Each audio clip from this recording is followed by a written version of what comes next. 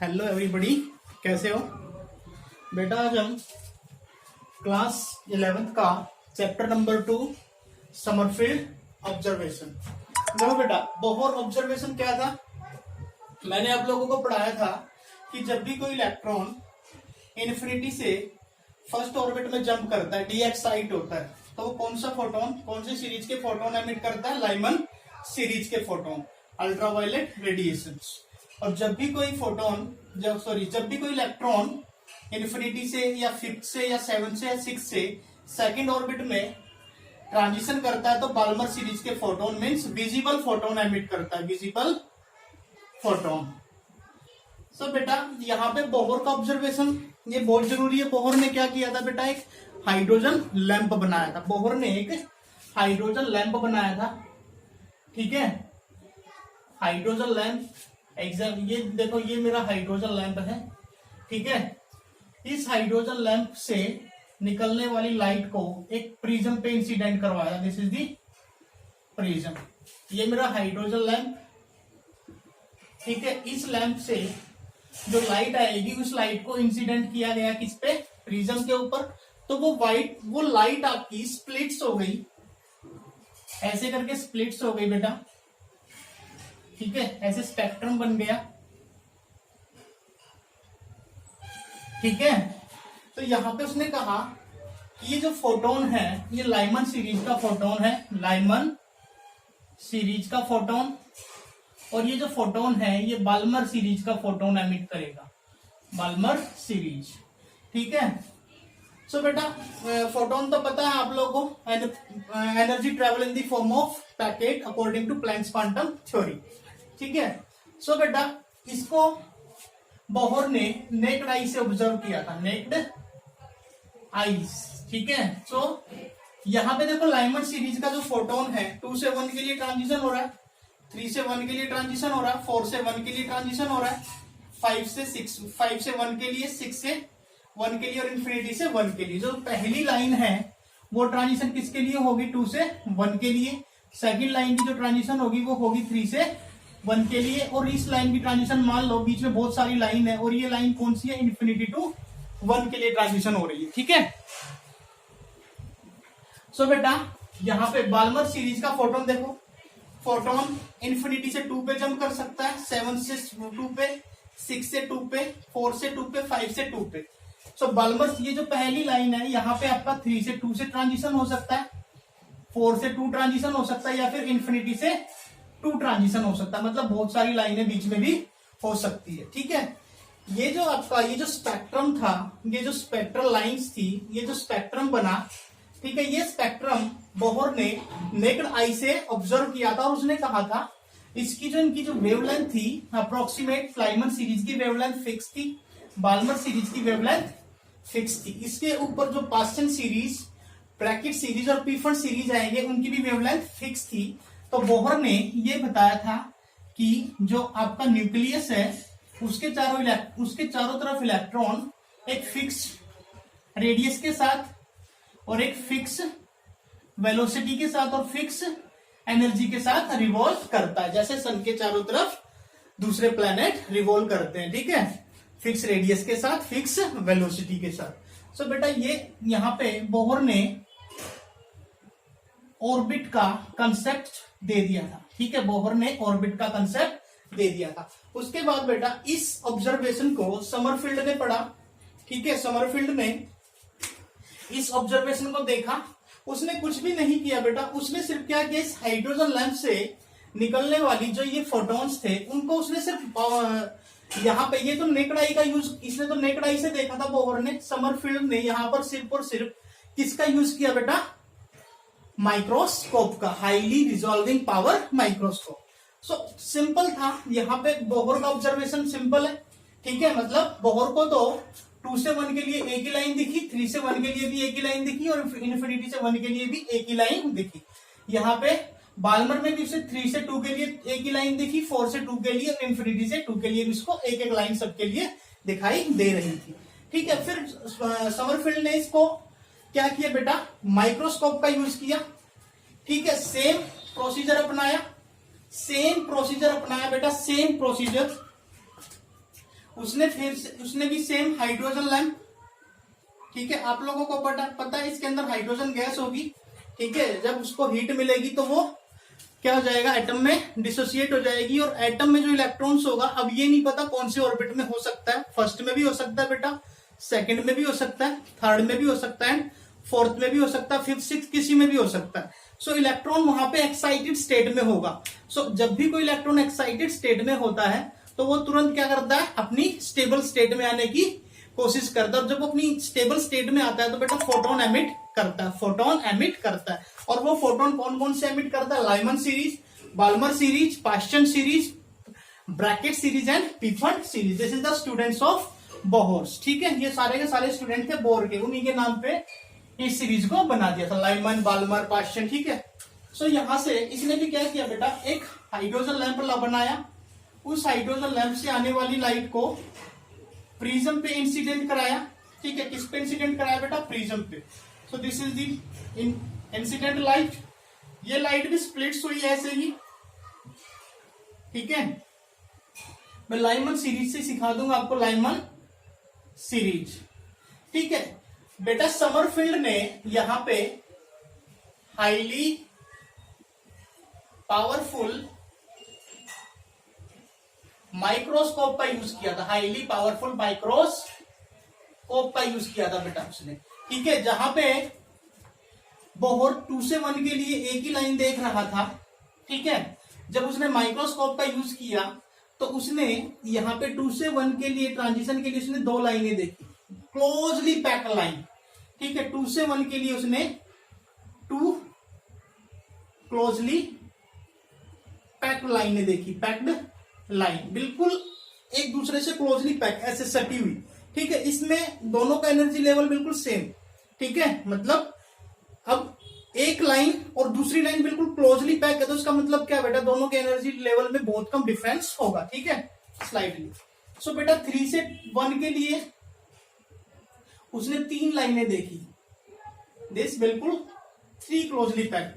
3 से 1 के लिए उसने बेटा 3 क्लोजली पैक्ड लाइनें देखी, ठीक है, और 4 से 1 के लिए उसने 4 क्लोजली पैक्ड लाइनें देखी, 4 क्लोजली पैक्ड लाइन। तो बेटा यहां से जब उसने पावरफुल माइक्रोस्कोप का यूज किया और बाल्मर के बोहर के यही इन्हीं फोटोन को उसने जब माइक्रोस्कोप से देखा, ये जहां पे बोहर 2 से 1 के लिए एक लाइन देख रहा था, समरफील्ड 2 से 1 के लिए 2 क्लोजली पैक्ड लाइन देख रहा था, और 3 से 1 के लिए बेटा 3 क्लोजली पैक्ड लाइन देख रहा था, जहां पे बोहर इन्फिनिटी से 1, अब ये इन्फिनिटी 3 के बाद तो 4 ही आएगा बेटा, 4 से 1 के ट्रांजिशन के लिए वो 4 क्लोजली पैक्ड लाइन, 4 से 1 के ट्रांजिशन के लिए बोहर एक ही लाइन देख रहा था, यहाँ पे 4 से 1 के लिए समरफील्ड 4 क्लोजली पैक्ड लाइन देख रहा था। तो उसने यहां से सब ऑर्बिट का कंसेप्ट दे दिया, ठीक है। सो समरफील्ड ने कहा कि ऑर्बिट तो है, ऑर्बिट के अंदर क्या है बेटा, सब ऑर्बिट्स हैं, सब ऑर्बिट है जिनका एनर्जी लेवल बहुत ही कम है, एनर्जी लेवल में बहुत ही कम डिफरेंस है, ठीक है। इसका स्क्रीनशॉट ले लो, क्लियर। चलो आगे बढ़ते हैं। समरफील्ड ने सिर्फ बोहर के हाइड्रोजन लैंप का ही यूज किया था, ठीक है, जहां पे बोहर नेक्ड आई से काम कर रहा था, वहां पे उसने सिर्फ क्या किया था, हाईली पावरफुल माइक्रोस्कोप का यूज किया था। तो बेटा हाईली पावरफुल माइक्रोस्कोप का यूज करने के बाद उसने 2 से 1 के लिए 2 लाइनें देखी, 3 से 1 के लिए 3 लाइनें देखी, और 4 से 1 के लिए 4 क्लोजली पैक्ड लाइनें देखी। सो उसने सब ऑर्बिट का कंसेप्ट दिया कि ऑर्बिट के अंदर सब ऑर्बिट प्रेजेंट है, सब ऑर्बिट प्रेजेंट है, ऑर्बिट के अंदर सब ऑर्बिट प्रेजेंट है। तो उसने कहा कि जो आपका फर्स्ट ऑर्बिट है उसमें एक ही सब ऑर्बिट है, उसमें एक ही सब ऑर्बिट है, और वो कैसा है बेटा, ये आपका न्यूक्लियस ZE और ये इसका सब ऑर्बिट है, ठीक है, एक ऑर्बिट के अंदर सब ऑर्बिट। सो सेकंड ऑर्बिट में उसने क्या क्या क्या कहा बेटा कि सेकंड ऑर्बिट में दो सब ऑर्बिट है, दो सब ऑर्बिट है, दोनों का एनर्जी लेवल में डिफरेंस भी बहुत ही कम है। ठीक है, ये न्यूक्लियस और ये इसके चारों तरफ इलेक्ट्रॉन, एक तो सर्कुलर पाथ में और एक सो बेटा समरफील्ड के अकॉर्डिंग ऑर्बिट के अंदर ऑर्बिट सब ऑर्बिट, ऑर्बिट के अंदर सब ऑर्बिट्स, जैसे कि उसने कहा कि जो फर्स्ट ऑर्बिट है, फर्स्ट ऑर्बिट उसमें एक सब ऑर्बिट है, एक सब ऑर्बिट, और वो कैसा बेटा, जैसे कि ये न्यूक्लियस और ये इसका सब ऑर्बिट। सो यहां पे देखो बेटा, इसको उसने 1s कहा और सेकंड ऑर्बिट में उसने दो सब ऑर्बिट बताए, दो सब ऑर्बिट। ठीक है, वो कैसे होंगे बेटा कि ये तो आपका न्यूक्लियस हो गया, एक ऐसे और एक सर्कुलर और एक इलेप्टिकल। सो इसको 2s और इसको 2p। थर्ड ऑर्बिट में उसने 3 सब ऑर्बिट बताए, 3 सब ऑर्बिट। कैसे बेटा, एक तो सर्कुलर, ठीक है, एक इलेप्टिकल और दूसरा भी इलेप्टिकल। तो इसको उसने 3s, इसको 3p और इसको 3d ऐसे बोला। और 4 ऑर्बिट में उसने 4 सब ऑर्बिट कहे। कितने? 4 सब ऑर्बिट। कैसे बेटा, ये न्यूक्लियस, ये सर्कुलर और जो बच गए वो आपके इलेप्टिकल, ऐसे करके। ठीक है, तो ऐसे इसको उसने 4s, इसको 4p, इसको 4d और इसको 4f। सो सब इसमें तो एक ही सब ऑर्बिट है, इसमें 2 सब ऑर्बिट है बेटा, जिनमें दोनों का एनर्जी डिफरेंस क्या है, बहुत कम, माइनर डिफरेंस, मतलब आपको दिखेगा वह नहीं, इतना एनर्जी डिफरेंस है। ठीक है, बोर तो नेकेड आई से ऑब्जर्व कर रहा था और समरफील्ड आपका हाईली पावरफुल माइक्रोस्कोप का यूज करके देखा, तो उसने कंसेप्ट दिया कि ऑर्बिट के अंदर क्या प्रेजेंट है, सब ऑर्बिट प्रेजेंट है।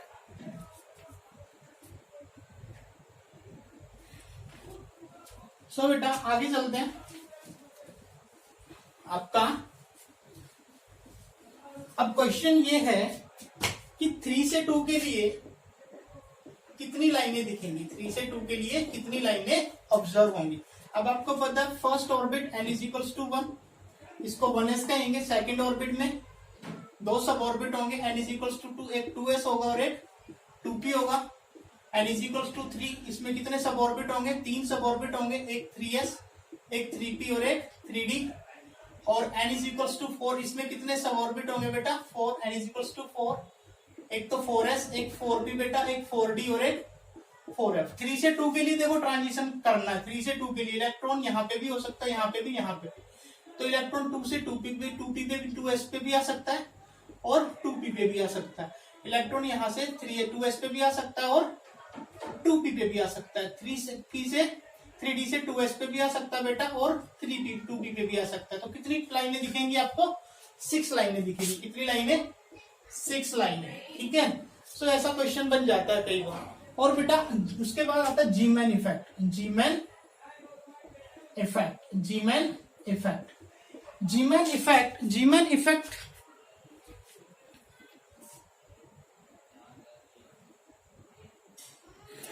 जीमैन इफेक्ट ये बोलता है बेटा कि अगर हम किसी एटम को मैग्नेटिक फील्ड में रख दें तो जो स्पेक्ट्रल लाइंस हैं वो स्पेक्ट्रल लाइंस आपकी स्कैटर्ड हो जाती है। Scattering of spectral lines, scattering of spectral lines when atom kept in a magnet, kept in a magnet। अगर हम एटम को किसी मैग्नेट में रख दें, मैग्नेटिक फील्ड में रख दें, ठीक है, सो जो स्पेक्ट्रल लाइंस है वो spectral lines x y z direction में क्या हो जाती है, स्कैटर्ड हो जाती है। ठीक है, स्कैटर्ड हो जाती है। ठीक है, तो बेटा यहां से स्कैटरिंग ऑफ लाइन, इससे जीमैन ने सजेस्टेड किया, he suggested orbitals, he suggested orbital, मतलब ऑर्बिट के अंदर सब ऑर्बिट और सब ऑर्बिट का पाथ होगा एक्स वाई जेड डायरेक्शन में, और उसका नाम क्या दिया उसने, ऑर्बिटल्स। क्या नाम दिया, ऑर्बिटल्स। ठीक है, ऑर्बिटल्स। सो इलेक्ट्रॉन आपका, उसने कहा कि एक्स वाई जेड प्लेन में रिवॉल्व कर सकता है, तो उसने कहा कि जो इलेक्ट्रॉन है ये न्यूक्लियस, इसके चारों तरफ ऐसे भी रिवॉल्व कर सकता है, ऐसे भी रिवॉल्व कर सकता है, ऐसे भी रिवॉल्व कर सकता है, एक्स वाई जेड प्लेन में रिवॉल्व करता है। कब पता चला ये बात बेटा, जब आपका एटम किस में रखा गया, जब उसने एटम को किस में रखा, मैग्नेटिक फील्ड में रखा, तो जो स्पेक्ट्रल लाइंस थी वो क्या हो गई बेटा, स्कैटर्ड हो गई। क्या हो गई, स्कैटर्ड हो गई, जिससे जीमैन ने सजेस्ट किया किसको, ऑर्बिटल्स को। किसको, ऑर्बिटल्स को। सो बेटा ऑर्बिटल का सजेस्ट, यहां से ऑर्बिटल का कंसेप्ट भी आ गया था। ठीक है, और ये 1s 2s आपका ऑर्बिटल है, एस ऑर्बिट है, एस में, एस सब ऑर्बिट में एक ही ऑर्बिटल होगा। ठीक है, और पी सब ऑर्बिट में 3 ऑर्बिटल्स होंगे। ठीक है, और डी सब ऑर्बिट में बेटा 5 ऑर्बिटल्स होंगे, और एफ सब ऑर्बिट में 7 ऑर्बिटल्स होंगे। ये कंसेप्ट आ गया था अकॉर्डिंग टू जीमैन इफेक्ट। मतलब अगर किसी एटम को मैग्नेटिक फील्ड में रखा गया तो उससे पता चला जो स्पेक्ट्रल लाइन थी वो स्कैटर्ड हो गई, स्कैटर्ड एक्स वाई प्लेन में ऐसे करके। तो उसने कहा कि इलेक्ट्रॉन ऐसे भी रिवॉल्व करता है, इलेक्ट्रॉन ऐसे भी रिवॉल्व करता है, और इलेक्ट्रॉन ऐसे भी रिवॉल्व करता है। ठीक है, तो उसने कंसेप्ट दिया कि ऑर्बिट के अंदर सब ऑर्बिट भी होता है, सब ऑर्बिट के अंदर ऑर्बिटल्स भी प्रेजेंट होते हैं। ठीक है, सो बेटा बोहर का जो मॉडल था प्लेनर मॉडल था। कैसा मॉडल था, प्लेनर मॉडल था। और आपका समरफील्ड मॉडल भी कैसा मॉडल था, प्लेनर मॉडल था। ठीक है, this is not planar model. ठीक है, ये आपका एक्स वाई जेड ओरिएंटेशन में है। ठीक है, किसमें, ये देखो एक्स, ये एक्स, ये वाई, और ये जेड, एक्स वाई जेड, और ऐसे भी इलेक्ट्रॉन रिवॉल्व कर सकता है। ठीक है, एक स्फीयर की तरह। सो बेटा अब देखो जो बोहर का मॉडल था, Bohr model the planar model था। कैसे, ये न्यूक्लियस, ये n इक्वल्स टू 1, ये n इक्वल्स टू 2। कैसा मॉडल है, प्लेनर। देखो सर्कुलर पाथ में, उसने कहा ना सर्कुलर पाथ में है, फिक्स रेडियस के साथ, फिक्स वेलोसिटी के साथ। This is the planar model. देखो बेटा बार बार मुझे इसलिए चेक करना पड़ रहा है ताकि ये कई बार वीडियो है ना बीच में कट हो जाता है और मेरे को पता भी नहीं चलता, मैं वीडियो बनाता हूँ उसमें थोड़ी सी मेरे को प्रॉब्लम आ जाती है। ठीक है, इसलिए मेरे को बार बार इसको चेक करना पड़ रहा है। ठीक है, so Bohr model is the planar model. और समरफील्ड मॉडल भी कैसा है बेटा आपका, समरफील्ड मॉडल भी प्लेनर मॉडल है, अप्लाई करता है। जैसे ये न्यूक्लियस हो गया, ये आपका फर्स्ट ऑर्बिट, फर्स्ट ऑर्बिट में एक ही सब ऑर्बिट, ये सब ऑर्बिट, एक सर्कुलर और इलेक्ट्रिकल एक। ठीक है, ऐसे ही ज्यादा वो कर दिया। ठीक है, ऐसे, और ये ऐसे, ये 1s, ये 2s, और ये 2p, फिर आगे 3s 3p 3d, उसके बाद 4s 4p एंड 4d। ठीक है बेटा, सो बेटा यहां से देखो बोहर मॉडल आपका ना तो समरफील्ड मॉडल को, समरफील्ड ऑब्जर्वेशन को एक्सप्लेन कर पाया, ना ही जीमैन इफेक्ट को एक्सप्लेन कर पाया। ठीक है, सो ये मॉडल बिल्कुल फेल हो गया था, बोहर मॉडल ऑफ एटम। क्यों फेल हो गया था, ये सिर्फ और सिर्फ किसके लिए था बेटा, हाइड्रोजन लाइक एटम्स के लिए था। पहली तो बात ये थी, फेलियर लिख रहा हूं बोहर के, फेलियर ऑफ बोहर मॉडल,